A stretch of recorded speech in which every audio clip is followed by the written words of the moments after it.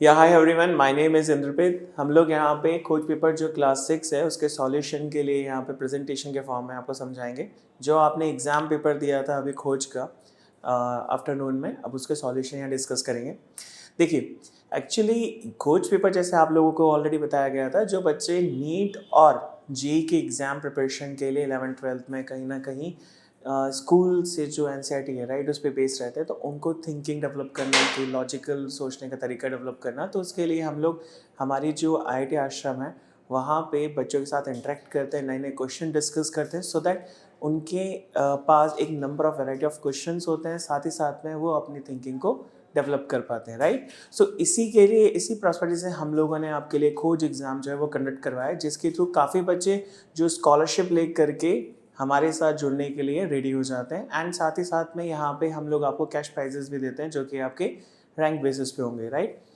अब देखिए, क्लास 6 में हम लोग जो सिलेबस हमने रखा था आप लोगों के एग्ज़ाम का, वो सेम था आपके जो अभी आपके टर्म 1 में था राइट। अब उसी में से जो क्वेश्चन है वो हम डिस्कस करेंगे वन बाय वन, ठीक है।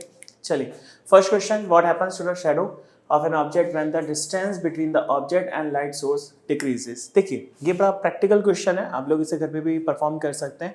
अगर आपने कोई ऑब्जेक्ट और कोई लाइट सोर्स राइट लिया, जैसे कि आप फ्लैश लाइट ले सकते हैं राइट, और है ना डार्कनेस कर दीजिए रूम में, ठीक है। अब आप क्या कीजिए, जो ये ऑब्जेक्ट है, जैसे ऑब्जेक्ट मान लीजिए कोई भी कप ले लीजिए राइट, ठीक है। अब आपने क्या किया, ये ऑब्जेक्ट और ये जो लाइट सोर्स है पहले से कोई डिस्टेंस पर रखिए। अब धीरे धीरे इन दोनों के बीच की जो डिस्टेंस है उसे कम करते जाइए, मतलब कि किसी भी एक चीज़ को आप लोग मूव कीजिए। तो मैं मानता हूँ कि लाइट सोर्स फिक्स रखिए और जो आपके पास ऑब्जेक्ट है इसको मूव कीजिए राइट, तो इनके बीच की डिस्टेंस कम होगी। अब होगा क्या कि जो लाइट सोर्स है राइट, उससे निकलने में लाइट रेज को जो है ये ऑब्जेक्ट जब इसके नियर पे आता जाएगा तो ज़्यादा से ज़्यादा ब्लॉक करेगा। जब वो ज़्यादा से ज़्यादा ब्लॉक करेगा तो उसमें जो साइज है राइट आपके शेडो का, वो क्या हो जाएगा, आपका इंक्रीज हो जाएगा, ठीक है। तो यहाँ पे हम ऑप्शन देखते हैं, shadow become smaller, no, shadow becomes larger. तो ये हमारा option B is perfect one, ठीक है। चलिए अब आगे क्वेश्चन पे चलते हैं। Why does a coin appear to be raised when placed in a glass of water? देखिए, सिंपल सी चीज़ है, अगर आपने किसी गिलास में कॉइन को नीचे की तरफ रखा राइट, तो क्या होगा कि जब लाइट रेज कॉइन से बाहर की तरफ आएगी राइट, तो होगा क्या, जैसे हम एग्जांपल हम लोग ये ड्रॉ करके दिखा देते हैं आपको, सो दैट आपको ना विजुअलाइज हो पाए थोड़ा सा, ठीक है। हमने यहाँ वाटर बना दिया, ठीक है, और हमने क्या करा, कॉइन को है ना रखा हमने बॉटम में। पर ऐसा जैसे आपको पता है कि जब हम लोग देखेंगे यहाँ पे ये कॉइन जो है ये बॉटम में पड़ा हुआ है, ये हम जानते हैं राइट। पर जब हम इसे विजुलाइज करने की कोशिश करेंगे तो क्या होगा, जब कॉइन से लाइट रेज बाहर की तरफ आ रही होगी तब वो क्या करेगी, सरफेस पे बेंड कर जाएगी because of change in speed, ठीक है। अब जब ये स्पीड कैसे चेंज हो जाएगी और ये अपने क्या करेगी, स्पीड को चेंज करने की वजह से अपनी डायरेक्शन, जिस डायरेक्शन में वो जाना चाह रही थी उस डायरेक्शन में ना जाके डिफरेंट डायरेक्शन में जाएगी, ठीक है। इसकी वजह से हमें ये जो कॉइन है ये अपनी जगह बॉटम पे ना नजर आके ये हमें समहाउ थोड़ा सा डिस्प्लेस नजर आता है राइट। सो अब हम इसका पढ़ते हैं। इसका रीजन जैसे मैंने बताया कि यहाँ पे लाइट रेज एक मीडियम से दूसरे मीडियम में ट्रैवल कर रही है और क्या हो रही है, अपनी डायरेक्शन से बेंड हो रही है राइट। तो ये जो बेंडिंग फिनोमिना होता है ये आपका होता है रिफ्रैक्शन, विच इज C1, ठीक है। चलिए नेक्स्ट वन क्वेश्चन। अब हम लोग बात करते हैं क्वेश्चन नंबर 3 की। The speed of an object is measured in. देखिए, हम जानते हैं यहाँ पे कि जो स्पीड होती है राइट, वो क्या होता है आपके पास, one second I am just changing the colour, okay, चलिए that's great. So speed equal to जो होता है वो क्या होता है आपके पास, डिस्टेंस अपॉन टाइम।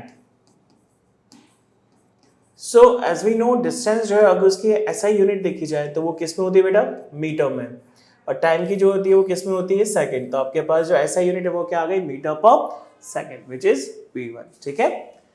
चलिए अब नेक्स्ट क्वेश्चन की तरफ ध्यान देते हैं। नेक्स्ट क्वेश्चन हमारे पास है fourth. If earth stopped rotating which of these would happen immediately. अब आप सोचिए, अर्थ जो है वो रिवॉल्व करती है राइट। रिवॉल्व की वजह से तो है जो वेदर चेंज होते हैं, और रोटेशन की वजह से क्या चेंज होता है, डे एंड नाइट, ठीक है। चलिए अब देखते हैं हम लोग, नो सीजन्स, नो ये कोई ऑप्शन नहीं होना चाहिए, वो तो रिवॉल्यूशन की वजह से होता है right. Second one, no day and night cycle, ये परफेक्ट आंसर है राइट, क्योंकि रोटेशन का इस पे इफेक्ट आता है। चलिए डन, क्योंकि अब वो रोटेट ही नहीं करेगी तो वो डे नाइट होगा ही नहीं, ठीक है। चलिए अब आगे देखते हैं, sound can not travel through. अब आप देखिए, साउंड जो है एक तरीके की मैकेनिकल वेव है राइट। अब साउंड जो मैकेनिकल वेव है उसके लिए रिक्वायरमेंट क्या होती है, मीडियम की। अगर आपके पास मीडियम ही नहीं होगा तो जो साउंड है वो ट्रैवल नहीं कर पाएगा। सॉलिड मीडियम है, गैस में मीडियम है, लिक्विड में मीडियम है, पर vacuum is not having medium, so that's why sound can not travel. चलिए नेक्स्ट वन, 6 क्वेश्चन की तरफ आते हैं। Which of the following is a luminous object. Okay, देखिए ल्यूमिनस का मतलब क्या होता है, एक ऐसा ऑब्जेक्ट जो खुद से लाइट प्रोड्यूस करे, राइट। अब खुद से लाइट प्रोड्यूस करने में मून नहीं होता, राइट, अर्थ नहीं होता, मिरर नहीं है, बचा कौन सा, sun. So sun is a source of energy जो खुद से लाइट प्रोड्यूस करता है, ठीक है। चलिए अब नेक्स्ट क्वेश्चन की तरफ आते हैं, question number 7। Which simple machine is used in pair of scissors। अब देखिए, आप सबने देखा होगा सीजर घर के अंदर अवेलेबल रहती है। आप बताइए कि सीजर कैसी दिखती है। हमने देखा कि ठीक है, एक 2 ब्लेड्स रहती हैं, बीच में एक फिक्स पॉइंट है और 2 हैंडल हो गए, राइट। अब आप जो फोर्स है वो कहाँ पे लगा रहे हैं, आप लगा रहे हैं हैंडल पे, ठीक है। अगर आप हैंडल पे फोर्स लगा रहे हैं तो वर्क डन कहाँ से हो रहा है, वर्क डन हो रहा है ब्लेड से। दैट मीन्स जहां से आपने फोर्स लगा रहा है वहां से वर्क डन नहीं है। तो अब हम लोग देखते हैं कि यहाँ पे सेम जो फिनोमिना वो किसका होता है। एग्जैक्टली बात की जाए लीवर की तो वो फिनोमिना सेम होता है, बिकॉज लीवर में भी क्या होता है, आप एक तरफ से फोर्स लगाते हैं और दूसरी तरफ से वर्क डन करते हो, बीच में क्या होता है आपका फुलक्रम फिक्स पॉइंट, ठीक है। चलिए बहुत बढ़िया, ये इजी हो गया बहुत। चलिए the SI unit of force is. अब देखिए एसआई यूनिट की फोर्स की बात की जाए तो जूल वो नहीं होती, वर्क डन की होती है, राइट। वॉट जो होती है आपकी किसकी होती है, पावर की। पास्कल किसकी होती है, प्रेशर की। न्यूटन बचा वो किसकी होती है, आपकी फोर्स की। So option B. चल, how many grams are there in 2.5 kilogram. आपको यूनिट कन्वर्जन तो पता ही है, राइट। 1 किलोग्राम में कितने होते हैं ग्राम बेटा, अपने पास 1000, तो इसको 1000 से मल्टीप्लाई कर दीजिए, राइट। तो आपका जो 1 किलोग्राम था ये किस में कन्वर्ट हो जाएगा, ग्राम्स में। अब हमने कहा 2.5 इंटू 1000, पहले तो आप क्या कीजिए, डेसिमल को भूल जाइए, अब ऐसे मल्टीप्लाई कीजिए बिना डेसिमल के। अब आपको क्या करना है, डेसिमल इंट्रोड्यूस करनी है मल्टीप्लाई होने के बाद।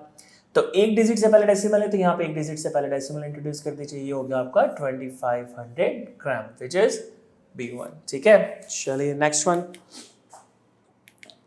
The pressure exerted by liquid depends on.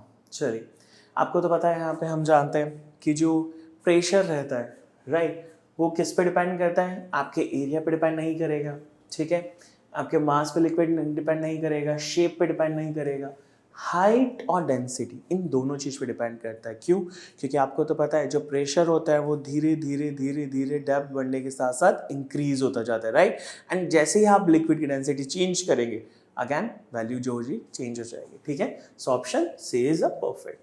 हमने यहाँ पे 10 क्वेश्चन डिस्कस किए, ये सब आपके कोर्स के थे, इजी क्वेश्चन थे, कुछ मीडियम थे, राइट।